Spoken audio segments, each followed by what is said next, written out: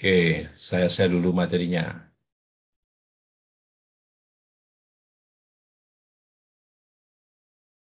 Baiklah ya. Oke. Materi yang akan saya sampaikan ini yaitu eh, carryover design atau mungkin sering menggunakan terminologi crossover design di mana ada carryover effect di sini ya. Oke. Ini akan saya besarkan dulu ya. Saya besarkan dulu screen-nya biar agak kelihatan gitu ya. Oke. Nah, jadi eh, dalam sebuah penelitian di mana eh, ini sebagai pengembangan dari Latin Square atau persegi Latin ya. Hanya ada saja di sini kalau dilakukan dengan persegi Latin itu memungkinkan adanya banyak bahan yang harus dipakai. Andai kan ini berkaitan dengan perlakuan pemberian ransum, pemberian ransum pada sapi perah, ya sapi perah ya. Jadi andai kan perlakuan ransumnya itu namanya ABC, ABC. Kalau kita menggunakan percobaan Latin Square akan banyak sapi perah yang digunakan. Nah, ini dengan satu ulangan Latin Square ini seperti Latin Square itu kita hanya perlu tiga sapi ya dalam satu persegi atau persegi Latin ini perlu tiga sapi. Di mana setiap sapi ini diberikan ketiga perlakuan itu. Jadi seolah-olah dia sebagai blok juga kan, ya, sebagai blok juga ketiga perlakuan. Hanya saja ketiga perlakuan itu harus diberikan dengan periode tertentu, ya, dengan periode tertentu, jangka waktu, jangka lama tertentu dan sebagainya, tidak kemudian seperti ada semacam jeda dan sebagainya, dan jedanya tentunya juga tidak terlalu panjang, yang memungkinkan bahwa eh, perlakuan perlakuan ransum yang diberikan pada periode pertama di sini masih diduga memberikan pengaruh sisaan terhadap pada periode kedua. Nah, demikian juga pemberian ransum pada periode kedua ini memberikan sisaan atau residu pada periode ketiga. Kita asumsikan bahwa pemberian ransum pada periode pertama itu pada periode ke-T itu hanya mempengaruhi satu periode berikutnya. Itu saja ya. Nah, intinya begitu.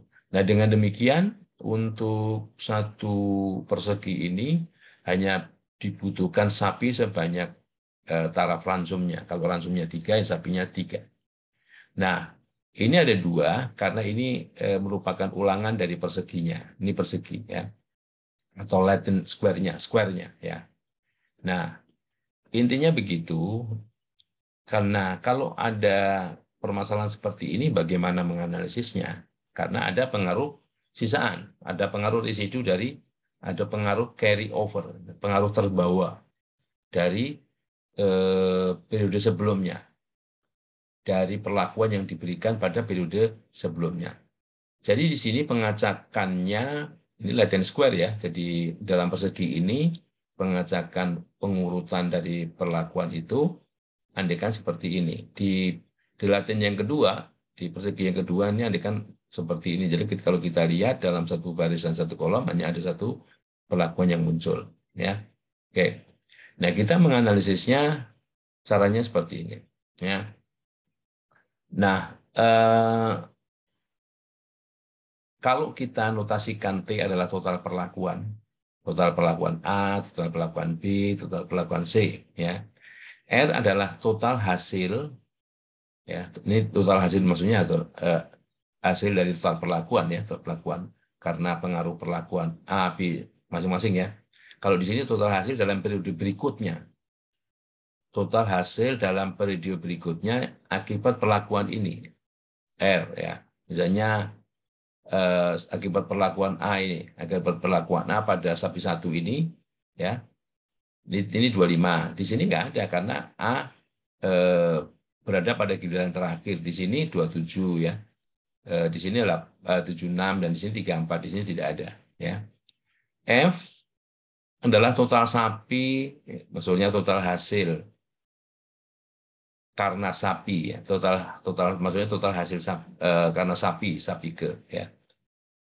Di mana perlakuan ini diaplikasikan paling akhir, total menurut sapi maksudnya, itu bukan total sapi ya. Total kolom ya, kolom ya. Atau total sapi maksudnya sapi tanda petik ya. Artinya total ini karena sapi 1, sapi 2, sapi 3 jadi total kolom ini totalnya. Sapi 1 totalnya berapa? Sapi 2 totalnya berapa? Gitu ya. Nah, oke. Sampai ke sapi 6. Nah, kemudian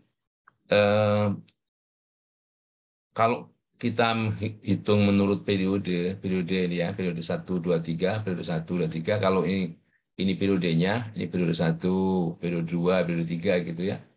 Ini kita hitung seperti ini periodenya ya. Periode 1 total pengamatannya 533, 357 untuk yang kedua, yang ketiga ini. Sehingga total keseluruhan ini saya namakan misalnya grand 1052, 1052. Ini total semua pengamatan,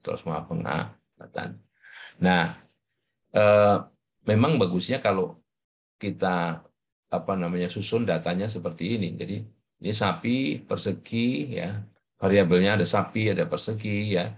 Ada persegi itu kan latihnya 2, jadi perseginya hanya 1 dan 2. Periodenya 1, 2, 3, 1, 2, 3.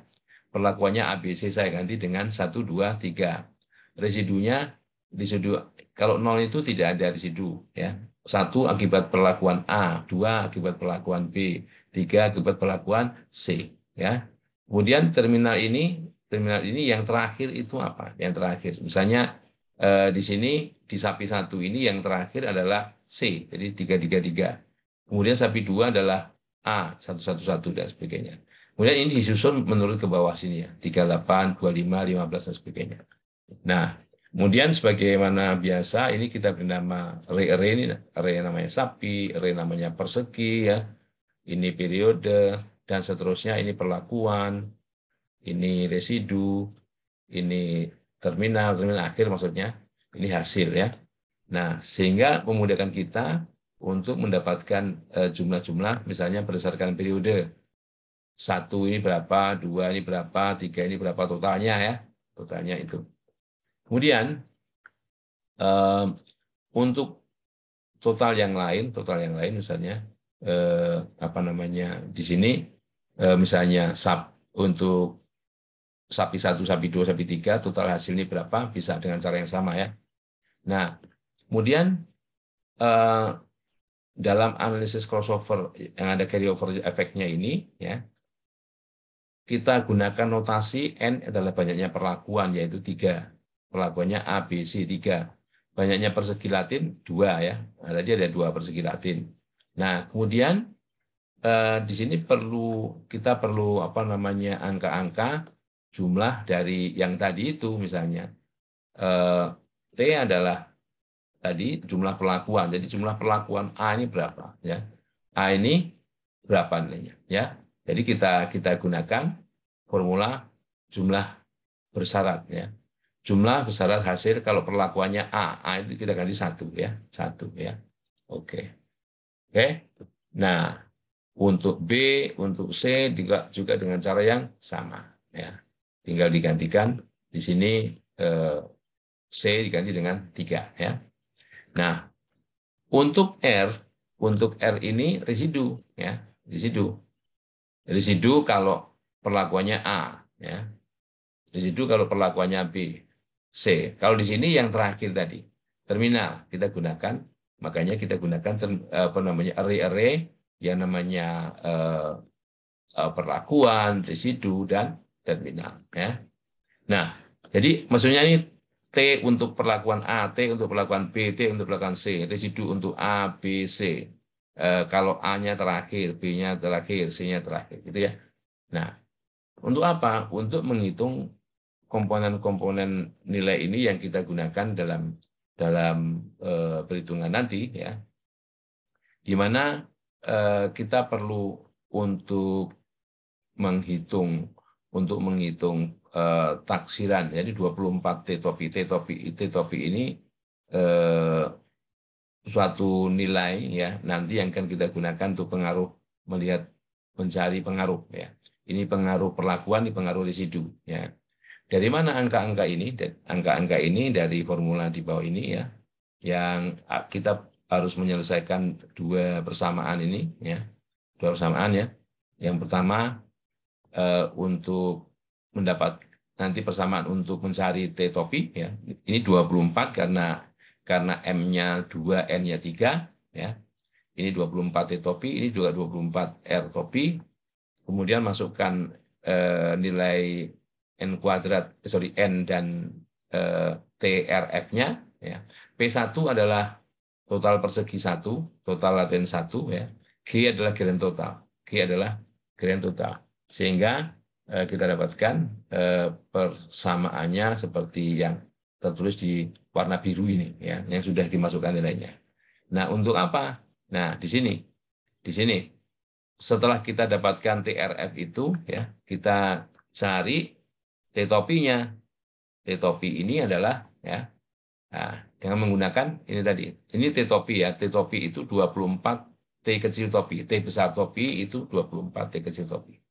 Nah, demikian juga untuk yang apa namanya R topinya, ya, ini menggunakan rumus yang biru tadi, ya. Ini rumus yang biru, ya. Ini 24 T kecil topi, ini 24 R kecil topi.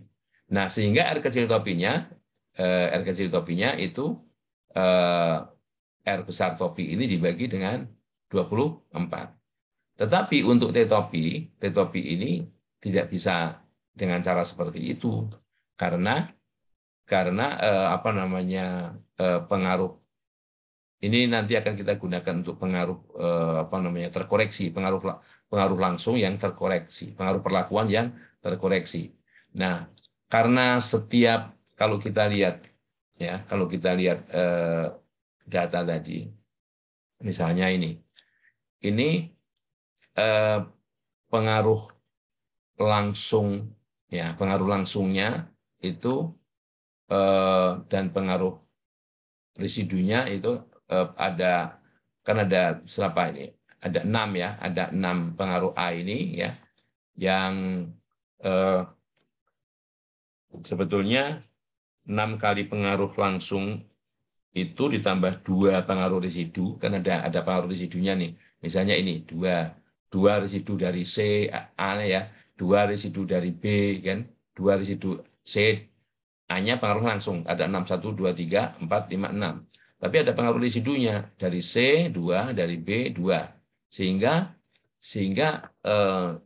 adjustment dari pengaruh langsung untuk A, B, C itu caranya digunakan dengan cara begini. Jadi misalnya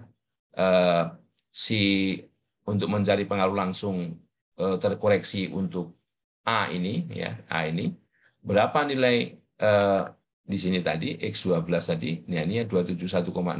271 itu dibagi 6 dulu, dibagi 6, kemudian dikurangi sepertiga kali ini, 2/6, 2/6, ya, membandingannya 2/6, 2/6.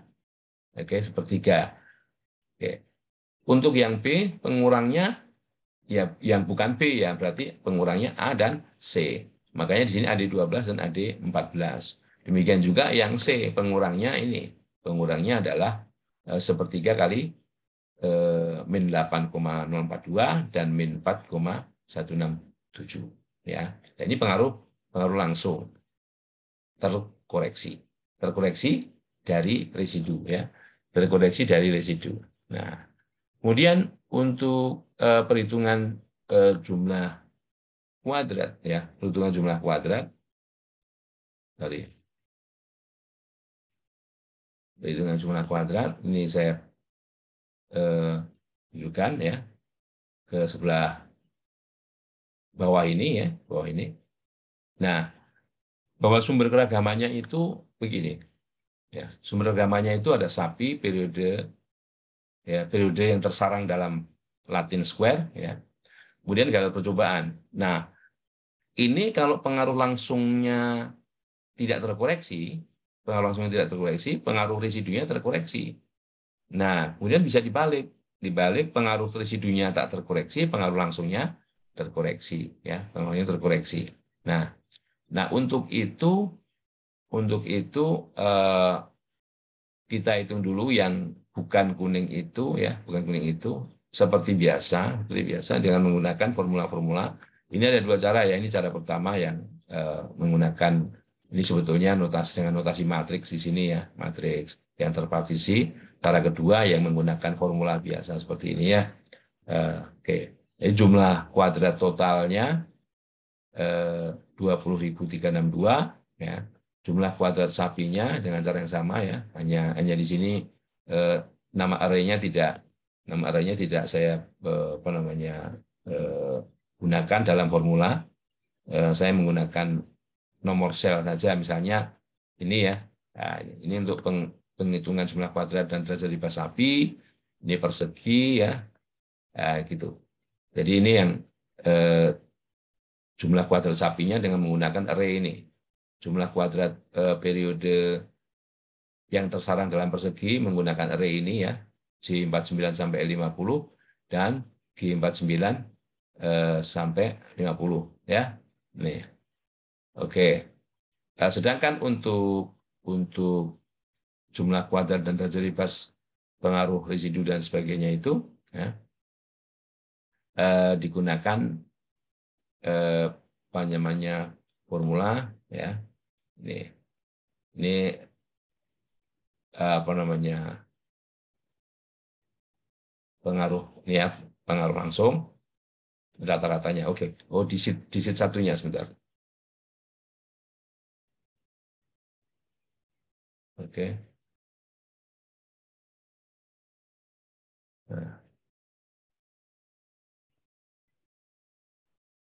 Nah, ini disit satunya. Nah, eh, nah, ini formulanya, ya, formula penghitungan jumlah kuadrat perlakuan langsung tak terkoreksi. Ini residu terkoreksi, ya. Ini eh, dibalik, ya, kalau residunya tak terkoreksi, formulanya ini, perlakuan tak terkoreksinya, formulanya ini, ya. Oke. Tadi ada notasi-notasi T topi, R topi, dan sebagainya. Yang belum ada adalah R topi aksen. Di mana R topi aksen itu, eh, R topi aksen itu ada di formula mana nih? Oke. Nah, ini R topi aksen itu ada di formula.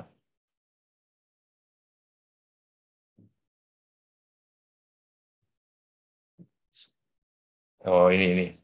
R topi aksen itu sama dengan R ditambah G dikurang NT. R topi, ya, R topi ditambah G dikurang NT, ya. Jadi R topi aksen itu sama dengan R topi ditambah G dikurang 3T karena N-nya T3, ya.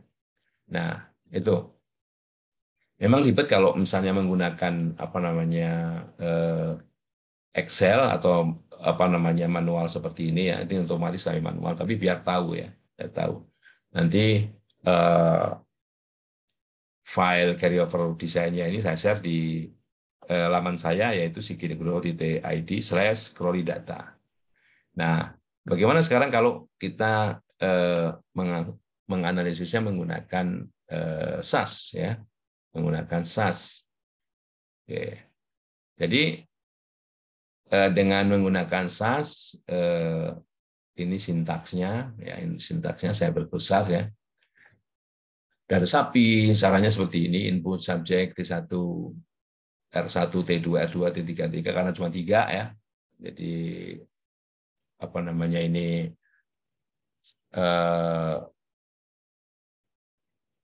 perlakuannya cuma 3, residunya 3 ya. Nah, gitu.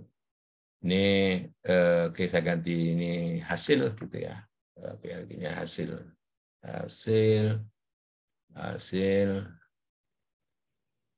Sorry.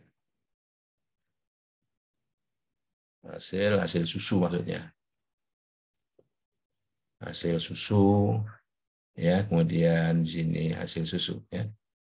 Hasil susu. Oke. Nah, sebetulnya cukup sampai di sini, Model hasil itu sampai sini. Ini andaikan kalau kita ingin mencari nilai estimasi dari perlakuan kedua itu berapa gitu ya. Dan seterusnya, ini perbedaan antara perlakuan 2 dan seterusnya. Jadi sebetulnya sampai sini. Sampai di sini ya. Oke. Nah, bagaimana kalau ini kita running? Kalau ini kita running ya.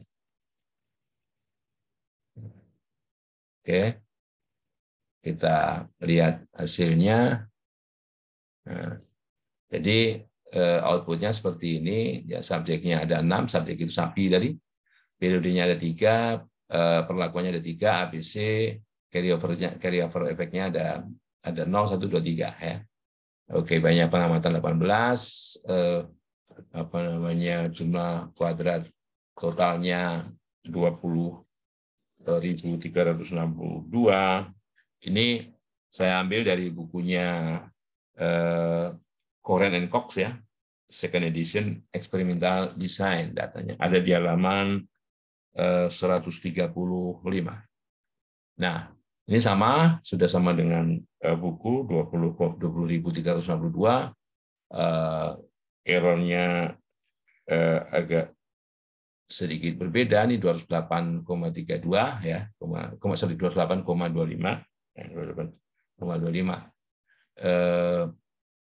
Kemudian jumlah kuadrat dari subjek 5781 sama.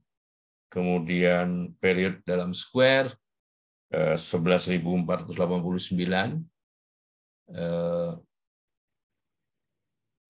Yang beda dikit mungkin ketelitiannya ya, ini kan buku sudah lama sekali. Ya, bukunya ini sudah lama sekali.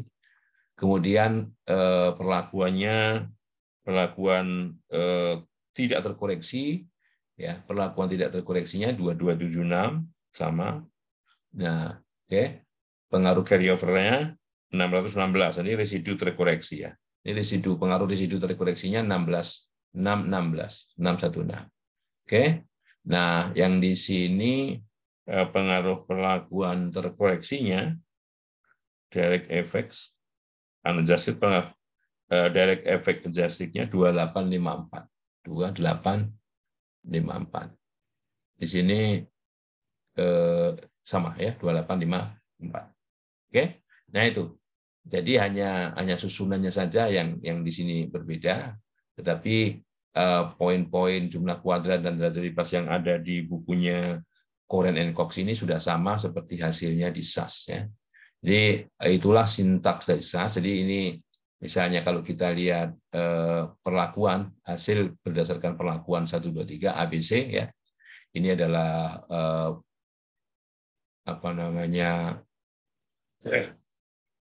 grafik ya, box plotnya. Kemudian statistik ringkasnya, rata-rata standar deviasi ya. Kemudian ini LSK-nya kalau mau menggambar posisinya ya, LSM-nya, ini perlakuan ya. Oke. Dan ini adalah yang lain-lain. Kalau kita tadi membandingkan antara misalnya antara perlakuan 2 dan perlakuan 3 dan sebagainya. Oke, mungkin itu saja yang bisa saya sampaikan. Ya.